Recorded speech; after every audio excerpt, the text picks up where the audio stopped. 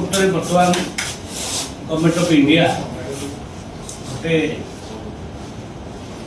Free trade LPG ବ୍ୟବସ୍ଥା କରିଛି।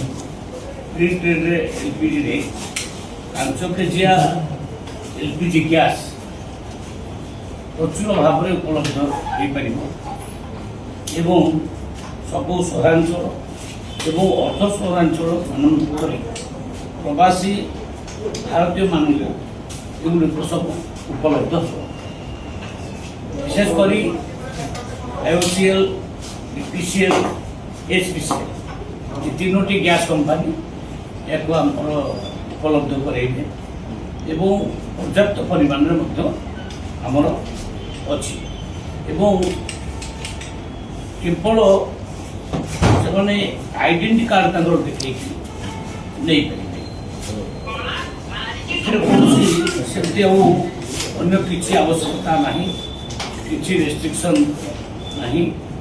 ୟାର ଟୋଟାଲ 5 କେଜିଆ ଅଛି ଗ୍ୟାସ୍, ତାକୁ ଟୋଟାଲ କିଣିକି ନେବାକୁ ହେଲେ 1535 ଟଙ୍କା ମୂଲ୍ୟ।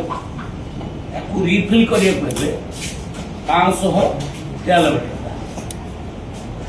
ଇଏ କେବଳ କମ୍ପାନୀ ସିଲିଣ୍ଡର ପାଇଁ।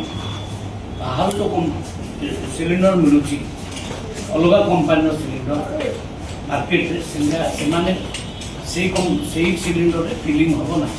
ପ୍ରକୃତରେ ବର୍ତ୍ତମାନ ଗଭର୍ଣ୍ଣମେଣ୍ଟ ଅଫ୍ ଇଣ୍ଡିଆ ଗୋଟେ ଫ୍ରି ଟ୍ରେଡ୍ ଏଲ୍ପିଜି ବ୍ୟବସ୍ଥା କରିଛି। ଫ୍ରି ଟ୍ରେଡ୍ରେ ଏଲ୍ପିଜିରେ 5 କେଜିଆ ଏଲ୍ପିଜି ଗ୍ୟାସ୍ ପ୍ରଚୁର ଭାବରେ ଉପଲବ୍ଧ ହୋଇପାରିବ ଏବଂ ସବୁ ସହରାଞ୍ଚଳ ଏବଂ ଅର୍ଦ୍ଧ ସହରାଞ୍ଚଳ ମାନଙ୍କରେ ପ୍ରବାସୀ ଭାରତୀୟମାନଙ୍କୁ ଏଗୁଡ଼ିକ ସବୁ ଉପଲବ୍ଧ ହେବ।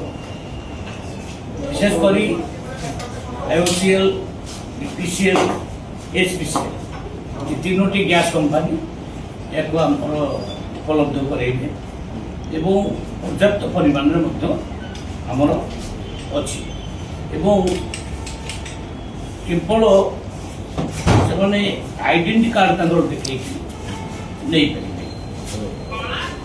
ଏଥିରେ କୌଣସି ସେମିତି ଆଉ ଅନ୍ୟ କିଛି ଆବଶ୍ୟକତା ନାହିଁ, କିଛି ରେଷ୍ଟ୍ରିକ୍ସନ୍ ନାହିଁ।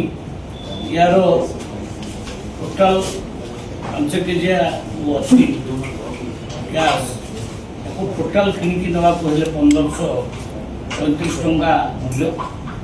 ତାକୁ ରିଫିଲ୍ କରିବାକୁ ହେଲେ 593 ଟଙ୍କା। ଇଏ କେବଳ କମ୍ପାନୀ ସିଲିଣ୍ଡର ପାଇଁ। ବାହାର ଯେଉଁ ସିଲିଣ୍ଡର ମିଳୁଛି ଅଲଗା କମ୍ପାନୀର ସିଲିଣ୍ଡର ମାର୍କେଟରେ ସେମାନେ ସେଇ ସିଲିଣ୍ଡରରେ ଫିଲିଂ ହେବ ନାହିଁ।